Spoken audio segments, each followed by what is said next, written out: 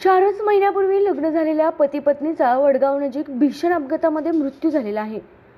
Maruti omni व दुचाकीचा भीषण अपघातामध्ये 4 महिन्याच्या सुखी संसाराचा शेवट झालेला आहे।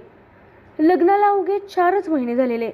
दोघांच्याही अंगावरची हळद अजूनही पिवळी असतानाच तिच्या कपाळाचं कुंकू पुसलं गेलं आणि त्यानंतर काही वेळातच तिनेही जीव सोडला।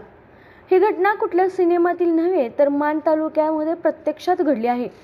वडगाव जवळ ओमनी आणि दुचाकीचा गुरुवारी संध्याकाळी भीषण अपघात झाला आणि त्यातच होत्याचं नव्हतं झालं। दीपक आणि अक्षदा यांनी रंगवलेल्या सुखी संसाराच्या स्वप्नांचा चुराडा झाला। वारुगडचा दीपक जाधव आणि किरकसालची अक्षदा चव्हाण हे गेल्या नोव्हेंबरमध्येच विवाह बंधनात अडकले होते।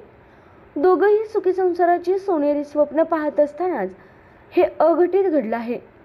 फलटण दहिवडी मार्गावरून दुचाकीवरून घरी निघालेल्या दीपक व अक्षदा जाधव यांचा समोरून येणाऱ्या ओमनीचा भीषण अपघात झाला। या अपघातामध्ये दुचाकीस्वार दीपक व अक्षदा तसेच ओमनी चालक हे गंभीर जखमी झाले। अपघातानंतर काही वेळातच दीपकचा मृत्यू झाला। गंभीर अक्षदाला उपचारासाठी साताऱ्यात हलवण्यात आलं होतं। मात्र नियतीने तिचं कुंकूपासून अवघे काहीच तास उलटले असताना अक्षदाने देखील जगाचा निरोप घेतलेला आहे। या अपघातात 2 जीवांच्या मृत्यूबरोबर सुखी संसाराच्या स्वप्नांचाही चुराडा झालेला आहे। एकाच वेळी पती पत्नीचा मृत्यू झाल्याच्या या हृदयद्रावक घटनेने सर्वत्र हळहळ व्यक्त होत आहे।